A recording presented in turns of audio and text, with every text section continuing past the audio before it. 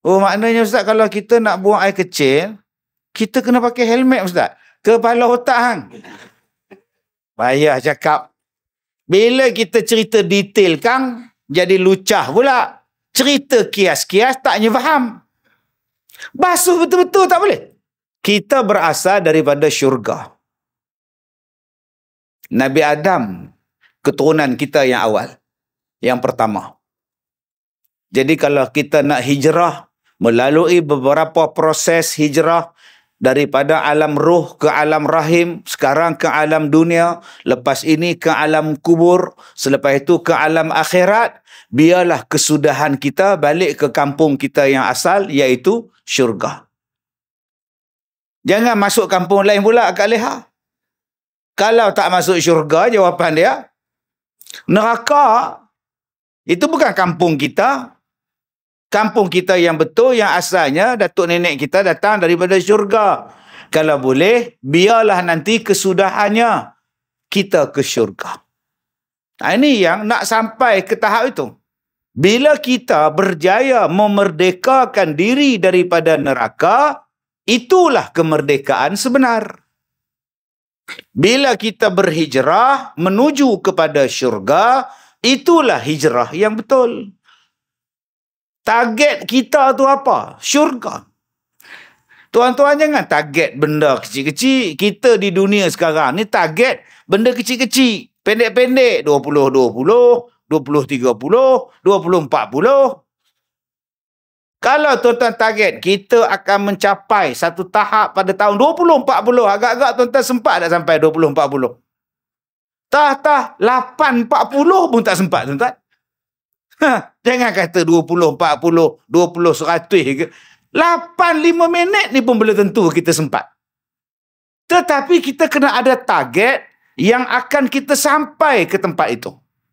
Supaya kita berjaya, kita selamat, kerana kita akan sampai tempat itu.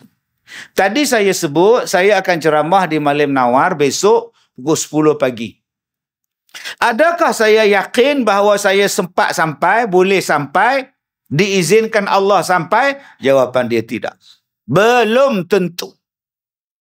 Tetapi kita sudah tentu akan berjumpa dengan kematian. Pasti. Tak ada siapa sini yang boleh hidup selama-lama tak mati-mati. Allah saja yang hidup. Hak lain ni habis. Jibril yang gagah perkasa tu pun akhirnya mati. Malaikat yang cabut nyawa tu pun akhirnya dia pun mati. Yang kekal abadi Allah. Jadi kalau kita dah tahu bahawa kita akan sampai ke tempat itu, maka hijrah membuat persiapan ke tempat itulah yang menjadi kewajipan pada kita. Yang dikenal lebih daripada yang lain. Saya nak datang ke Melaka, hari ni saya tak bawa banyak baju, 3 helai. Seluar pun 3 helai. Tak banyak pun tuan-tuan. Buah apple 2 biji. Hari tu ceramah di Durian Tunggal, dia orang bagi buah apple. Dah bawa bekal tuan-tuan. Agak-agak lapar malam ni, telan buah apple tu.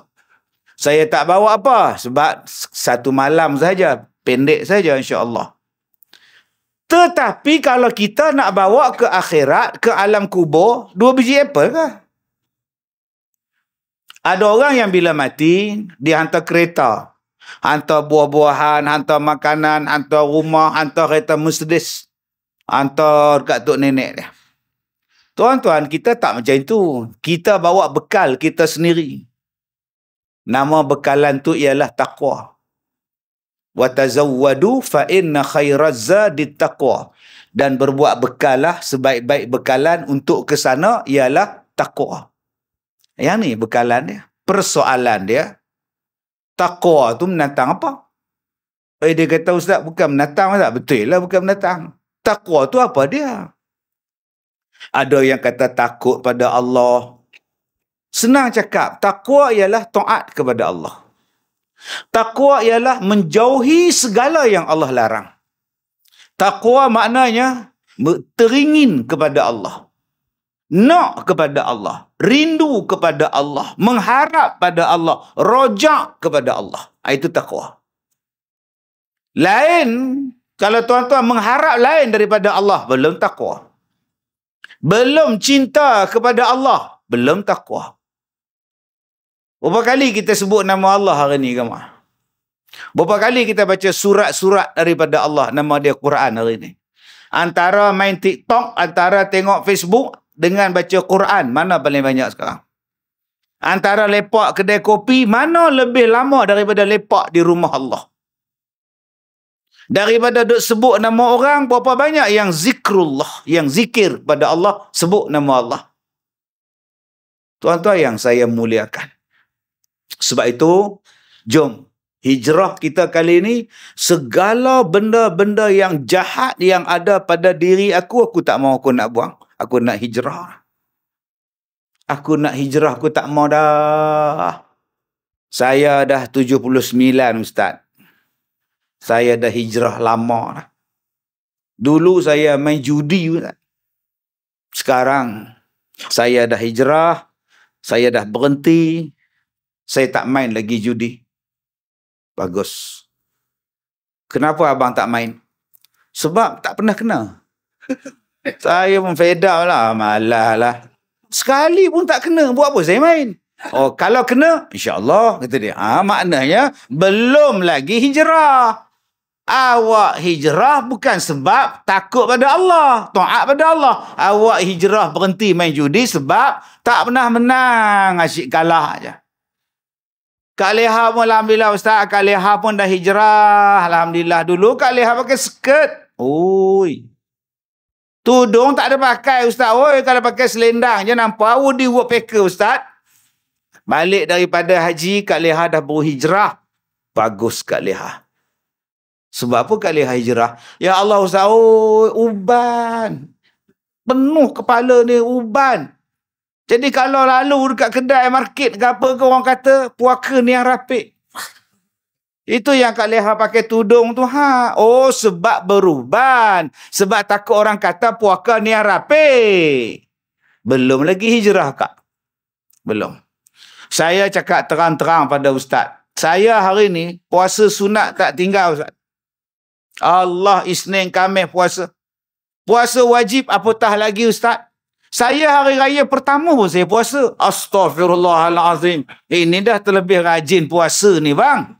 Ya, terlebih rajin puasa. Maklumlah Ustaz, saya ni kencing manis. Jadi, itu tak boleh makan, ini tak boleh makan. Fikir-fikirkan, puasa je lah. Ya tak, ya pun tak boleh makan juga kan. Itu yang saya puasa tu, sebab banyak pantang sangat. Oh, maknanya, abang puasa sebab abang tak makan. Abang tak boleh makan itu, tak boleh makan ini. So, abang puasa sebab abang tak boleh makan. Abang sakit kencing manis. Lebih kurang begitulah. Belum mencapai tahap lagi, Ustaz. Belum. Mencapai tahap tu belum lagi. Saya dah hijrah, Ustaz. Saya dah tak ingat dunia lagi dah. Tanah saya tu saya dah wakaf buat masjid. Di mana, Haji? Tanah di atas bukit tu dalam, kalau jalan kaki dah 8 jam sampailah. Oh, abang Haji buat wakaf masjid. Cadang buat wakaf dah sudah bagi dah. Bila agak-agak nak buat tu? Tanah yang dah tak laku, tak ada apa, tak siapa pun tak nilai, yang tu yang abang nak sedekah pada orang. Yang tu yang abang nak bagi pada orang sebab dah tak lalu nak jaga, benda tu pun tak ada harga, abang pergi wakaf van dekat masjid. Masjid pun seronok lah dapat van wakaf, buka-buka pintu tuan-tuan, nampak tanah, lantai, jalan tar dekat bawah tu. Berlubang ni tuan-tuan. Hei Din, apa pasal van engkau ni teruk sangat ni?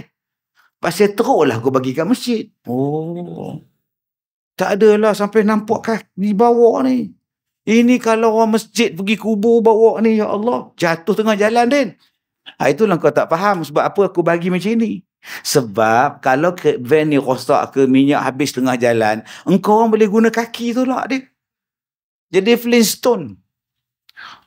Maknanya awak dah tak ambil satu ayat dalam Quran, lan tanalul birra hatta tunfiqu mimma tuhibbun. Tidaklah diterima sedekah kamu, pemberian kamu, sehinggalah kamu memberikan sesuatu yang paling kamu sayang. Itulah hijrah.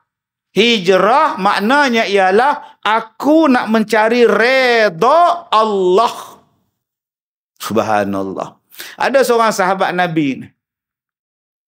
Yang nama dia Abdul Rahman bin Auf. Orang kaya. Orang kaya Mekah. Businessman hebat. Bila sayang pada Allah, taat pada Allah, dia hijrah ke Madinah. Bisnes dia, perniagaan dia, tinggal dia. Tinggal. Sebab Nabi kata hijrah. Kita hari ni tuan-tuan nak hijrah ke masjid pun fikir 10 kali. Malam ni ada ceramah. Tapi malam ni I dah janji dengan kawan nak tengok bola. Tak boleh tinggal bola tuan-tuan. Baru bola. Malam ni ada ceramah di masjid. Tapi dah janji dengan isteri nak keluar makan. Shell out. Tapi katakan Shell out kedai tu dah tutup. Kedai Shell out tu. Tak apa, Petronas out ada. Bukan Shell saja out. Petronas pun out juga. Lah, ada je alasan dia tuan-tuan. Untuk jadi buat baik pada Allah, ada je alasan dia. Belum lagi. Kalau betul-betul hijrah, untuk Allah, saya terima. Saya dahulukan. Allah didahulukan. Oh, betul. Oh, betul tuan-tuan. Ini dah masuk maghrib. Ngada mi kari lagi. Dah masuk maghrib, nyembang lagi. Sekarang dah 8-10 minit. Tak semayang, lagi maghrib. Lepak lagi duduk tengok. Ni.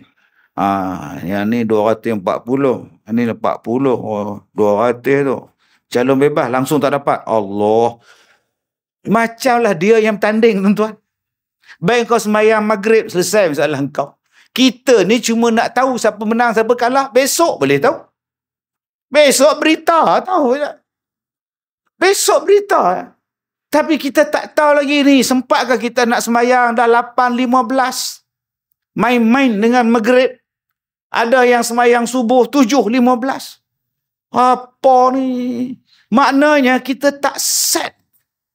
Tak set jam untuk subuh. Kita ada 2 handphone. Isteri ada 1 handphone. Anak ada 2 handphone. Anak pula ada 5, 10 campur 2, 12. Campur isteri. 13 handphone dalam satu rumah. Agak-agak siapa yang kunci jam untuk sembahyang subuh? 5:30 pagi semua kunci jam. 5:30 bangun. Besok kita nak subuh. Kalaulah 13 handphone tadi berbunyi dalam satu rumah, satu kampung bangun tau.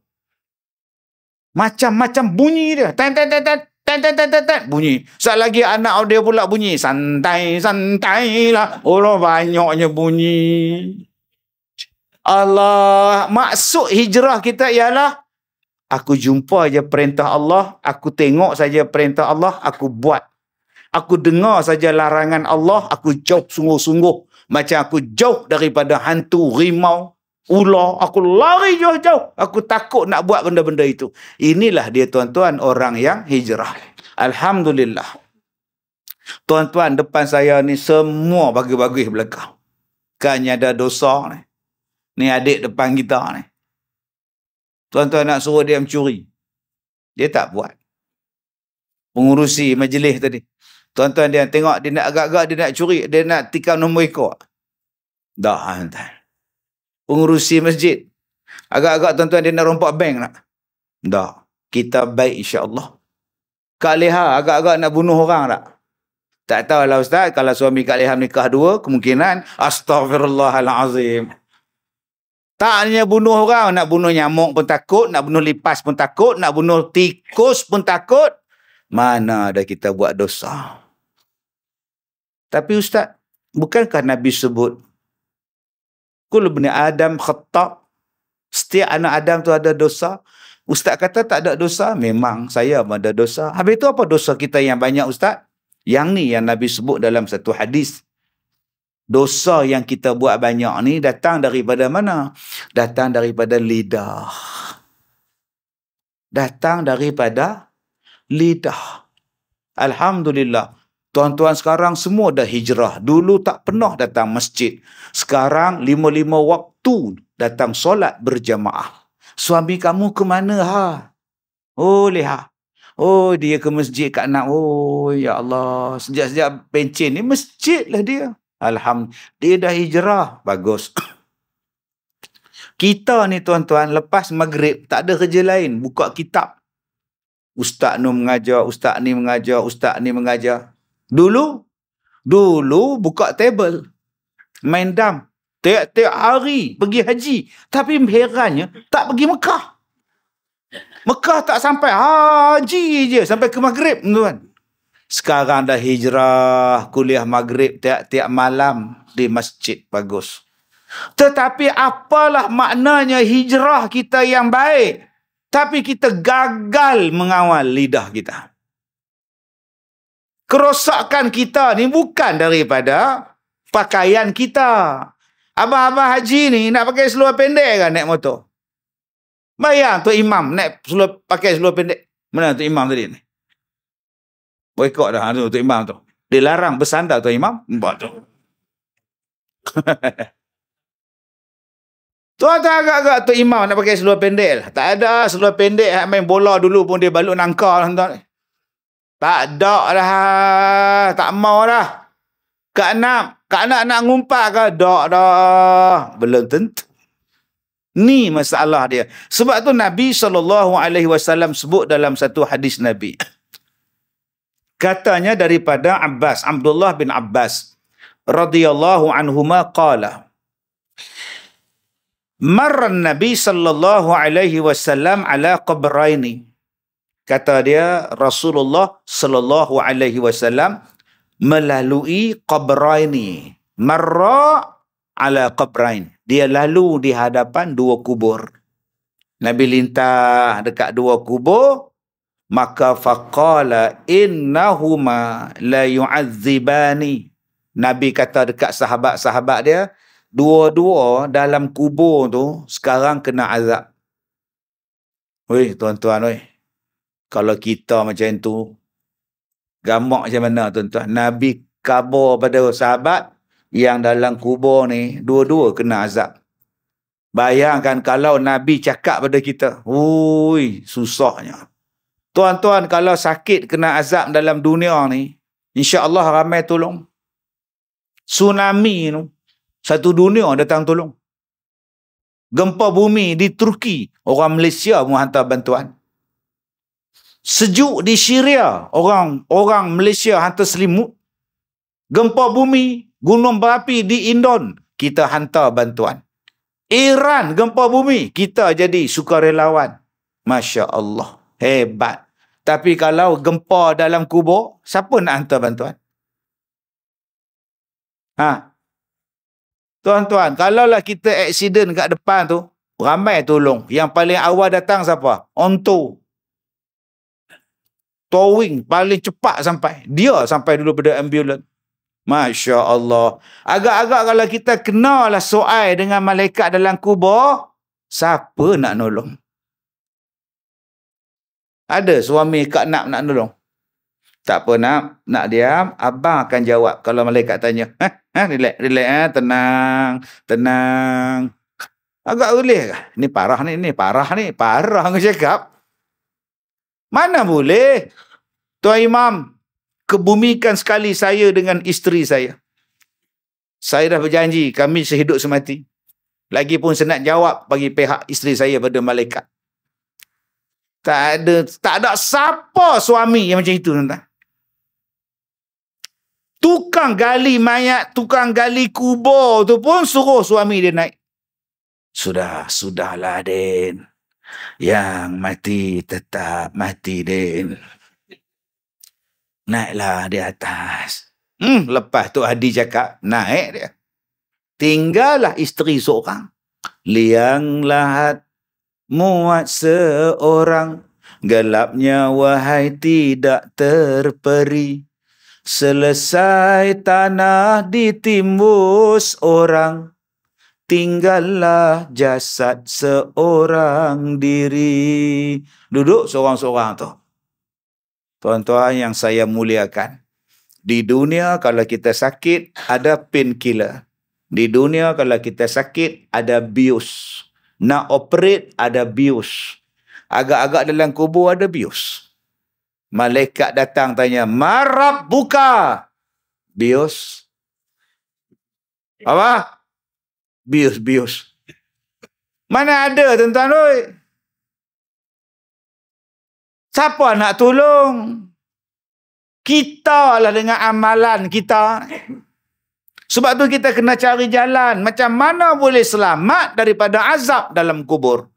Dan Nabi kata kepada mereka, wa ma yu'azzibani fi kabir. Mereka yang diazab dalam kubur ni bukan sebab besar. Bukan kes besar.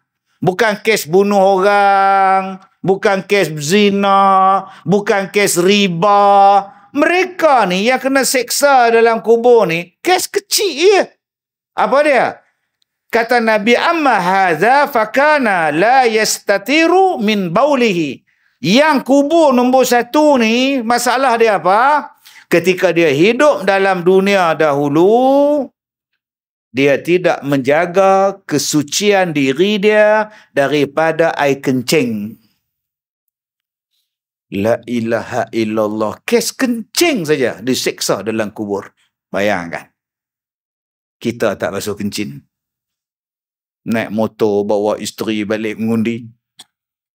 Sampai dekat kebun kelapa sawit nak terkencing. Turun motor pergi kencing dekat pokok sawit tu. Bergegar-gegar pokok tu. Punya derahnya. Hei, dia kata, abang, lamanya abang kencing sampai bergegar pokok pisang tu. Dah hujung-hujung lihau, kata dia. Tak tahan dah aku ni. Tak basuh, tarik zip jalan. Abang tak basuh ke abang? Tak pergi basuh lah. Ini nombor 1 ni. Kalau yang ni tak settle, tak selesai, tu sudah bercakap lah bab hijrah lain tuan-tuan. Dia kencing berdiri. Air kencing dia jatuh di atas lantai. Air kencing dia merecik balik pada kaki seluar dia. Kemudian dia ambil wuduk, dia sembahyang. Dalam keadaan air kencing telah tempias kepada kaki seluar dia. Ada orang yang kencing, basuh, tapi tak sempurna. Air kencing ni jenis orang tua, tuan, kencing lambat, slow, nak turun, meleleh. Air kencing tu meleleh, turun sampai ke lato-lato. Yang dia basuh helmet saja. Tak pernah faham? Tak faham sudah. Yang dia basuh helmet, lato-lato tak basuh. Oh, maknanya Ustaz, kalau kita nak buang air kecil, kita kena pakai helmet, Ustaz. Kepala otak hang. Payah cakap. Bila kita cerita detail kang, jadi lucah pula. Cerita kias-kias taknya faham. Basuh betul-betul tak boleh. Buka seluar tu, gantung dekat paku dalam tandas tu, kau duk mencangkung kencing, kau basuh lah. Ini tidak. Kencing berdiri, dia basuh hujung-hujung je. Oh, adik-adik, oi. Sebab tu masjid kena betul-betul buat cantik tandas tu. Saya nak tegur juga tuan-tuan, berkali-kali dah saya tegur. Tandas-tandas moden sekarang ni. Nombor 1, dinding orang sebelah, kita tengah-tengah, dinding dia tinggi. Tuan-tuan perasan tak sekarang ni? Jadi orang sebelah kencing, kena kita. Geram betul aku. Kadang-kadang air dia tu, air pipe dia, bila buka, jenis melempar lah. Oi. Basah keluar kita. Yang pergi gatal, pergi buat tandas macam tu, kejadah apa?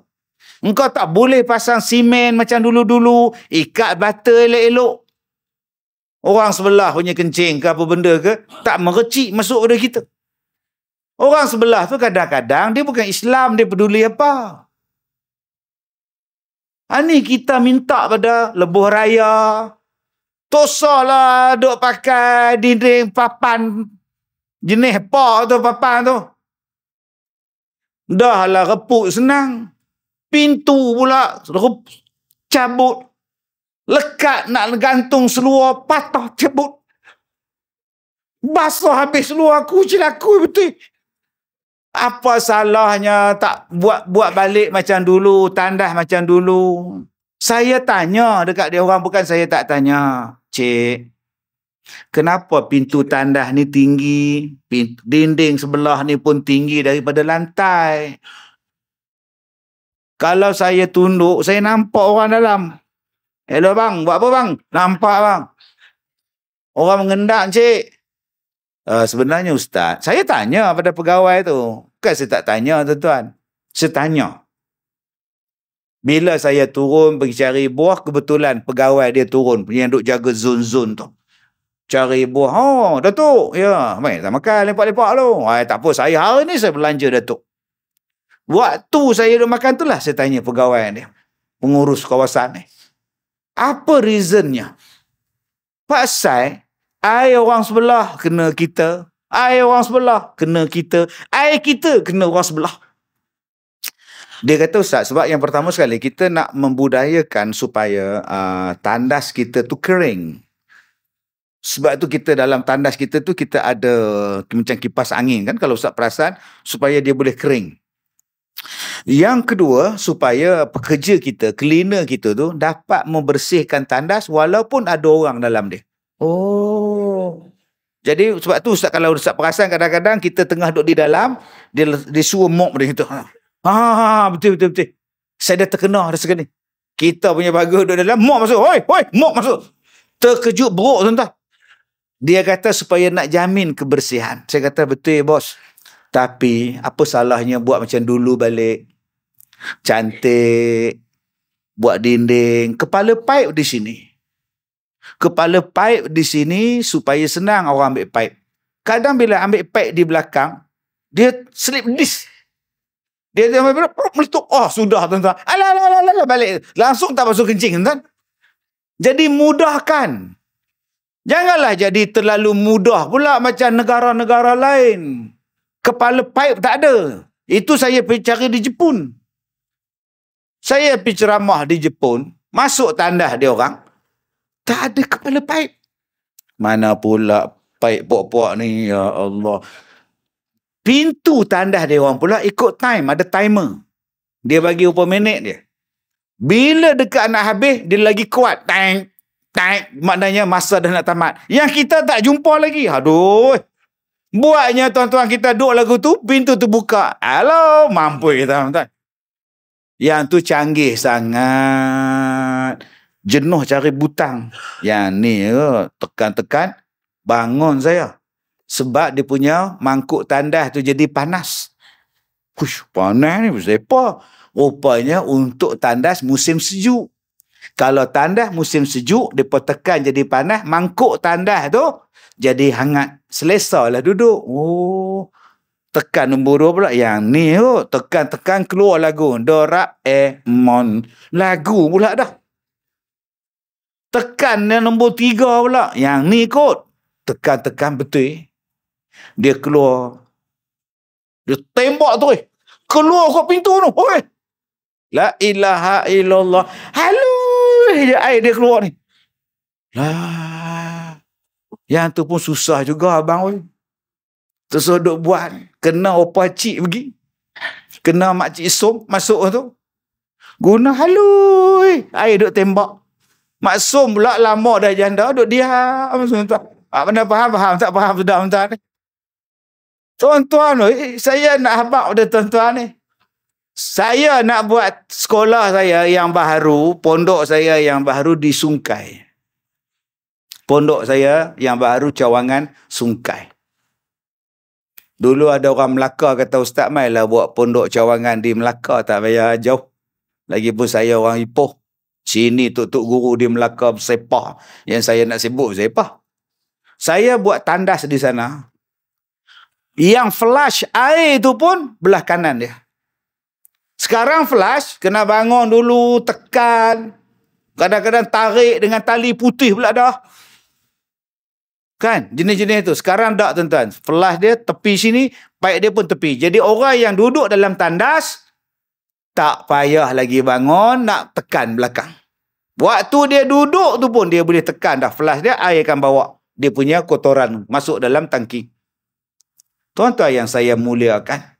Jangan pandang kecil tandas tu. Tandas punya paksa tak settle sampai ke kubur tu.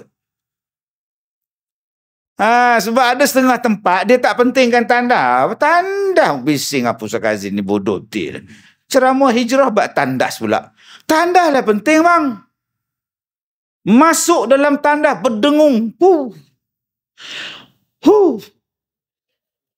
Face mask tak bawa pula. Dia tak basuh, dia tak siram. Saya pergi satu masjid, nama dia Masjid Sungkai di Perak. Masjid Sungkai. Tandas dia sentiasa kering. Air tak bertakung dan tak basah mangkuk dia.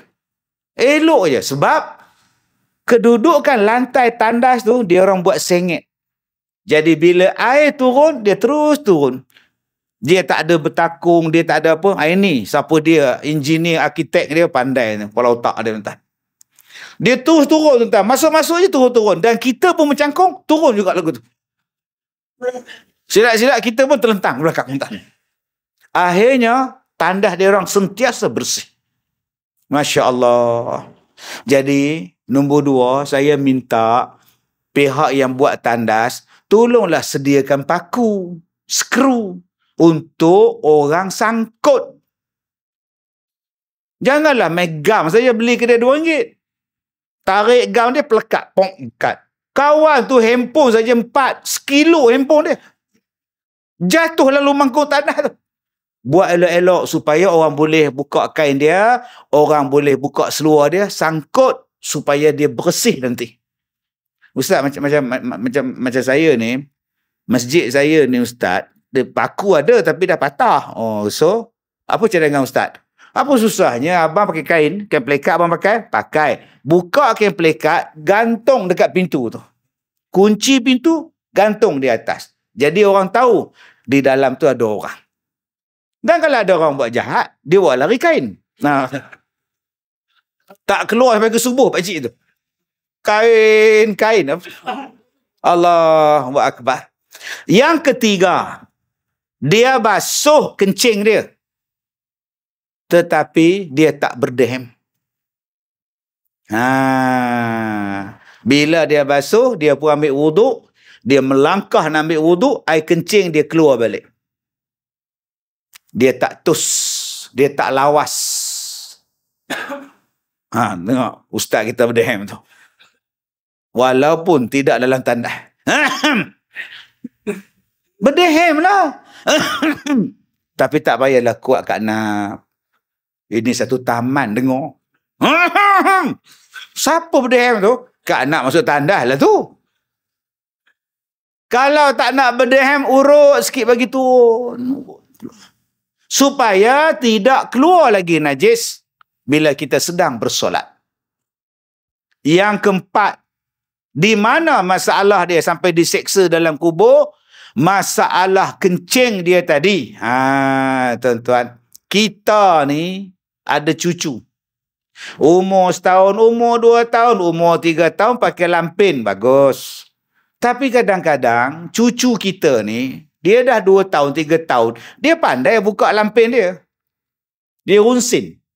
Dia buka seluar dia buka lampin, dia pop atas lantai.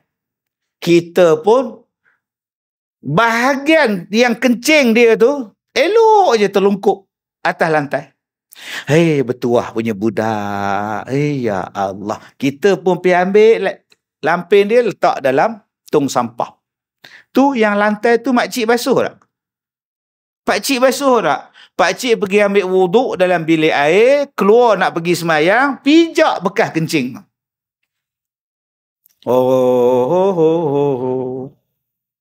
Itu belum lagi bila berdoa. Rabbana atina fid dunya hasanah wa fil akhirati hasanah wa qina walhamdulillahi rabbil alamin. Sudah. Dia basuh berak anak dia, bau lagi. Berak budak ni. Macam mana nak sah semayang, bau najis masih di tapak tangan? Kena jaga sungguh bab taharah. Awal-awal fiqh taharah. Awal-awal pengajian fiqh belajar taharah dulu tuan-tuan. Sebab besar sungguh tuan-tuan masalah kencing tadi, sehinggalah dia diseksa di dalam kubur. Yang kedua kata Nabi sallallahu alaihi wasallam, wa amma hadza fakana yamshi bin namimah. Yang ni masalah kencing. Yang ni. Yang ni pula masalah dia berjalan di tengah-tengah masyarakat, yamshi bin namimah. Dia berjalan tu bawa mulut melaga-lagakan orang. Rupanya dua sebab ni yang kita ni kena jaga-jaga walaupun kita ni hijrah. Pertama, bab bersuci. Kedua, bab lidah. Laga-lagakan orang. Siapa ni malam ni? Tuan Haji datang ceramah masjid kita ni. Ustaz Kazim. Kazim ke Kazam ke? Kazim lah kot. Wah. Bila? Confirm dia datang? Confirm dah telefon dah. Kalau saya jadi Tuan Haji, saya tak datang dengar ceramah dia. Kenapa? Dia ceramah tu bukan tak bagus. Bagus, tapi aku tak berkenan dengan songkok hitam dia tu. Sudah tuan-tuan. Orang ceramah pakai serban, pakai jubah, dia pula pakai songkok baju batik. Apa jenis orang tu? Engkau orang panggil dia buat apa? Ni nama dia namimah, melaga-lagakan orang. Dia berjalan melaga-lagakan orang. Kamu tahu tak apa si Tipah kata pada kamu, Dia kata apa kat aku? Dia kata kamu tu guna-gunakan suami kamu sebab tu suami kamu nak kahwin. Kalau ikutkan suami kamu tak nak. Aku dengar berbulu badan aku. Dengar dia kutuk kamu, Nak kena si Timah ni. Ini nama dia melaga-lagakan orang. Berapa banyak hari ni tuan-tuan, namam ini berada dalam masyarakat. Dia tak berjalan. Dia berjalan melalui tangan. Nama dia smartphone. Dia melaga-lagakan di antara dua orang menggunakan laman-laman sosial media dia. Maka bergaduhlah orang, berantakkanlah orang.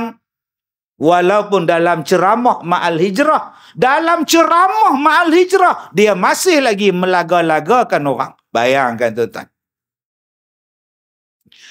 Saya alhamdulillah jarang ada di rumah.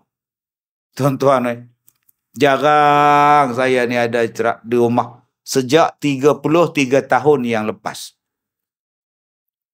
Kalaulah saya rehat, alhamdulillah. Kadang-kadang boleh rehat, orang kata tolonglah Ustaz, terimalah jemputan kami, tolonglah Ustaz. Terima juga. Isteri Fras janji nak keluar makan. Tak apalah mama keluar makan dengan anak-anak. Fras. Saya pun tak ingat jadual saya. Jadual saya ingat setakat besok je.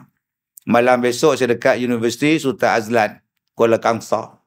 Maulid Akbar. Hari Isnin saya tak ingat. Selasa tak ingat. Tak tahu. Tak tahu nak ingat tak ingat. Satu malam saya free. Saya free duduk dengan isteri, dengan anak-anak. Assalamualaikum. Assalamualaikum. Siapa ni datang malam-malam pukul 8 suku? Saya kata, Waalaikumsalam. Ya bang. Ustaz, boleh ikut saya tak? Nak ke mana bang? Ada lah, marilah ikut. Sekejap. Saya pun pakai baju ikut. Rupanya dia nak bawa ke surau. Suruh saya dengar ceramah ustaz di surau tu. Bagus punya ustaz tu, tibai saya. Suraunya 2 tingkat. Saya duduk di bawah. Ustaz dengar ustaz. Saya turun daripada surau pasal dia ustaz, saya cari ustaz. Kebetulan ustaz ada. Ustaz dengar ustaz. Hai, sedih saya ustaz. Dia laga-lagakan ustaz dengan kita orang ustaz. Dia kutuknya. Saya pun dengar, Allah. Oi, saya tak buat tu bang. Ini fitnah ni bang. Ini betul-betul bang. Ustaz, jom kita balik. Saya pun nak balik. Ustaz tak nak kata apa kat ustaz tu. Lantak dia lah. Besok dia jumpa saya di akhirat. Sampai sekarang tuan-tuan, ustaz tu tak minta maaf.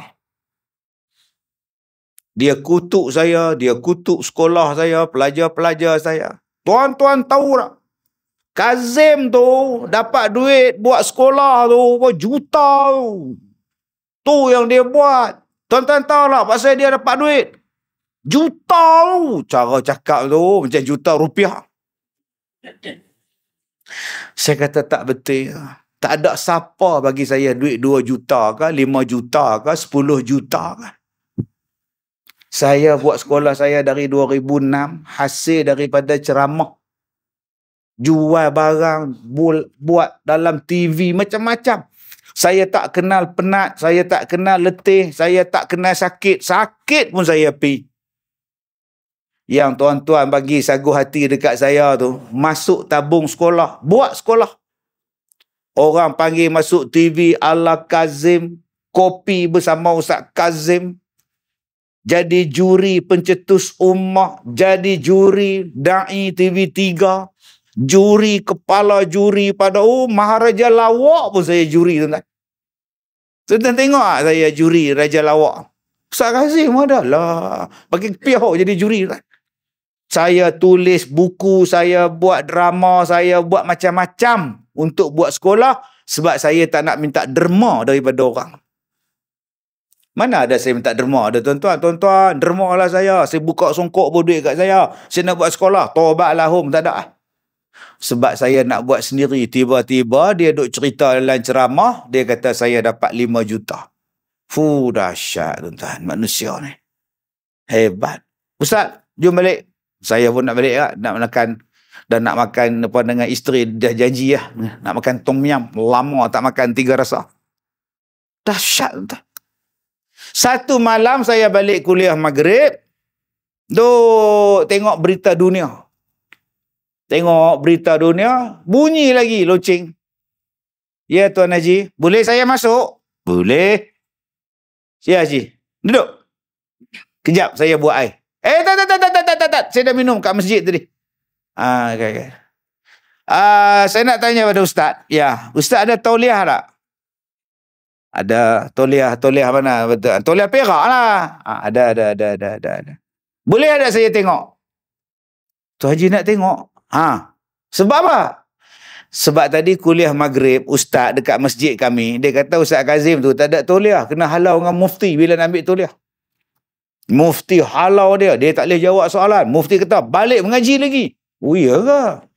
Kami pun, biar betul ni. Kami panggil Ustaz Kazim baca khutbah, kuliah maghrib. Dia tak ada tauliah tu. Mana ada mufti halau dia.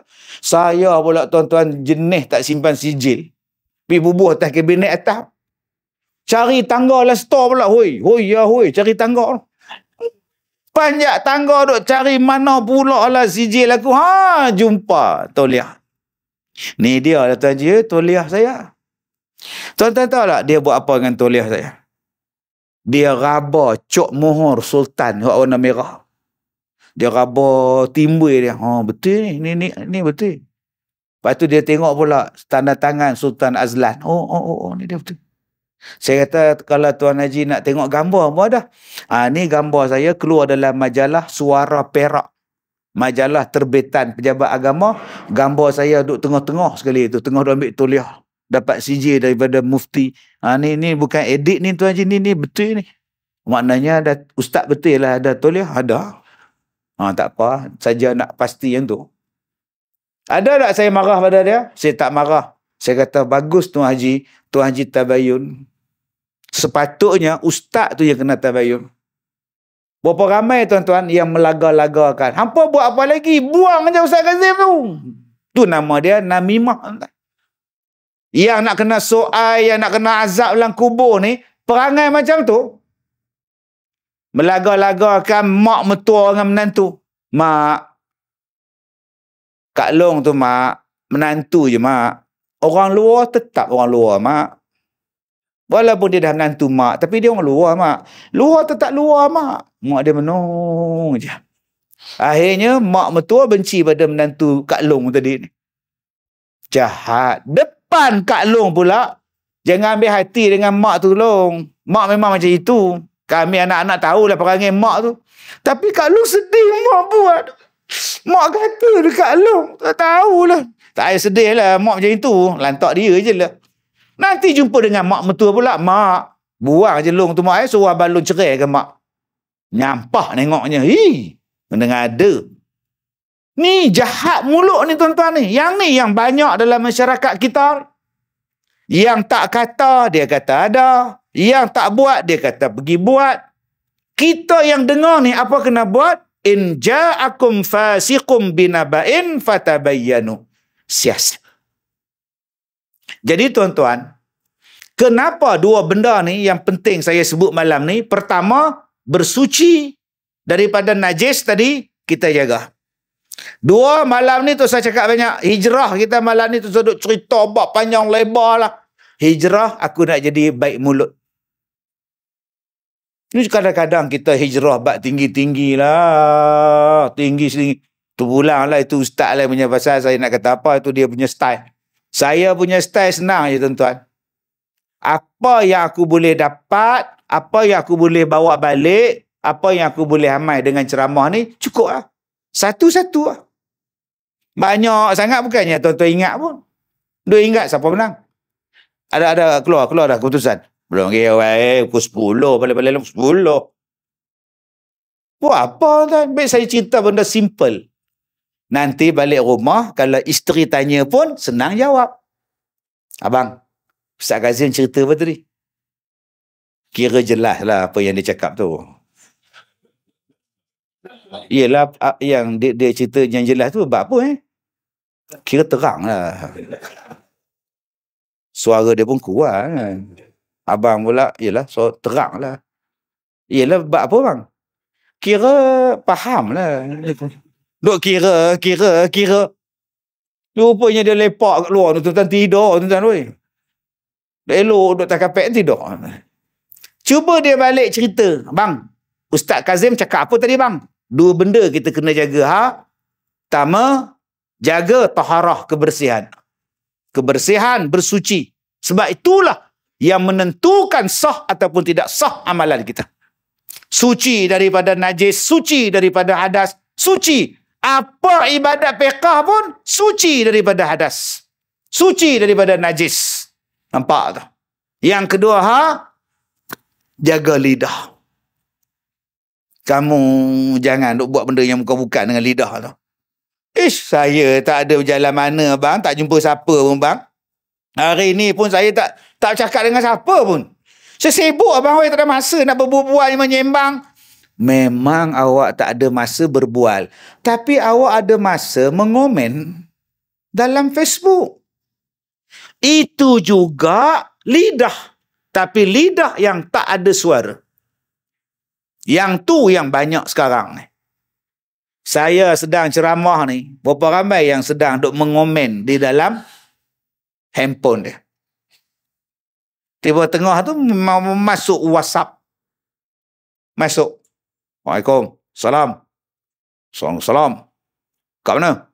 Masjid Luqmanul Hakim. Apa buat? Kuliah sial. Sial dia kata tuan. Astaghfirullahalazim. Anak-anak muda sekarang sial di hujung. Sial, setan, babi, bodoh. Saya pun takut tuan-tuan ni. Ada adik-adik jangan guna. Ini bahasa moden sekarang konon-kononnya. Pisang. Pisang. Kamu makan pisang ke? Bukan pakcik. Pisang lain. Pisang lain. Bahasa orang kita sekarang, anak-anak TikTokers ni tuan-tuan. Sial banyak di hujung. Kau sial kau. Itu bahasa dia orang sekarang. Walaupun benda tu bagi mereka biasa, tapi kita dengar ni, luar biasa. Sial kau. Bodoh. Itu bahasa ni. Adik-adik jangan guna tau.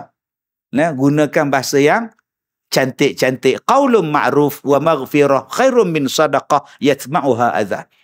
Bagi cakap yang baik-baik. Sebab manusia dinilai dengan akhlak. Salah satu akhlak ialah kata-kata. Tuan-tuan, kita jawab. Aku dalam masjid dengan ceramah. Siapa? Kazim. Nampak? Tu. Jangan okey ke ceramah dia? Boring gila. Bodohnya ustaz.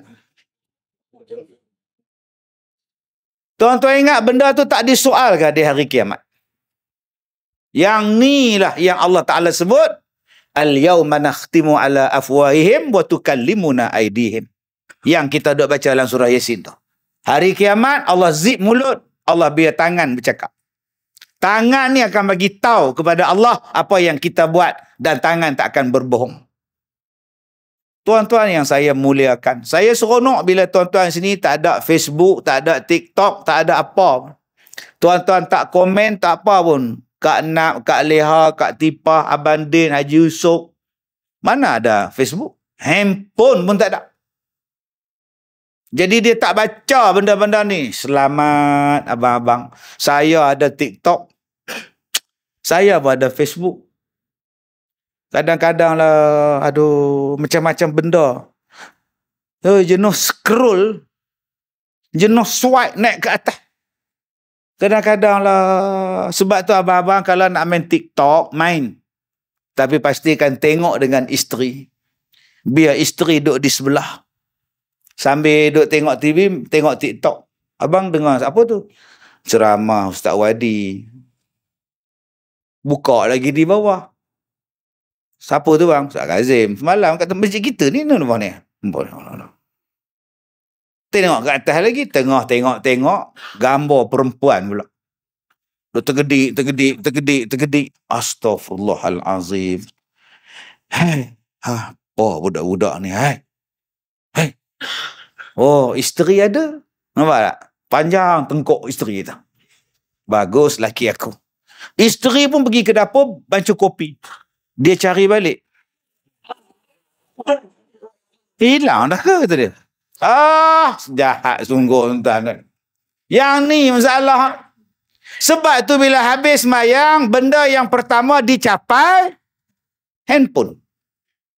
Benda yang pertama buat lepas bagi salam, lunjuk kaki, buat keluar handphone.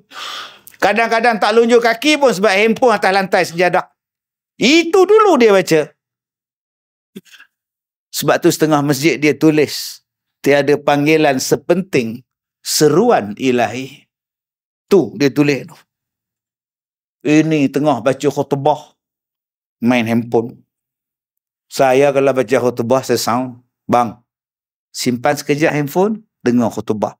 Kalau abang main handphone, sia-sialah khutbah abang, sia-sialah Jumaat abang. Saya cakap. Peduli apa, walaupun dia nak balik handphone kat saya, lantak dia. Saya cakap, bang, simpan sekejap, tumpukan pada khutbah ya, lepas sembahyang, abang main handphone.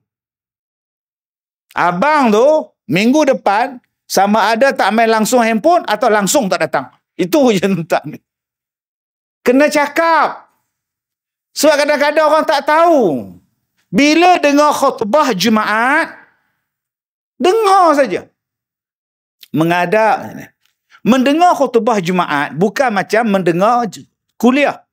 Dengar kuliah kita boleh buat melengkung. Melengkung macam ni. Tapi khutbah Jumaat tak boleh melengkung bulat menghadap mimbar tu.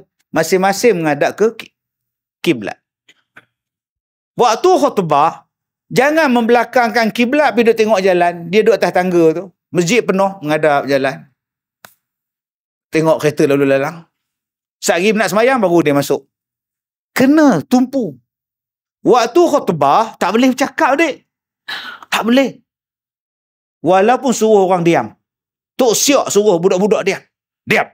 Isik. Tampuk kan. Ui, garangnya Tok Siok. Kena 4 tahun Parkinson. Pakcik dulu je nak tampuk saya kan. Dah. Dulu ku something no.